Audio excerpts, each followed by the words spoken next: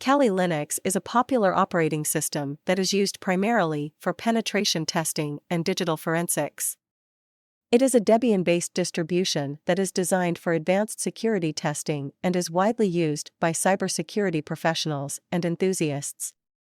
Kali Linux includes a wide range of security tools that are pre-installed and configured, including network scanners, vulnerability assessment tools, password cracking utilities, and forensic analysis tools.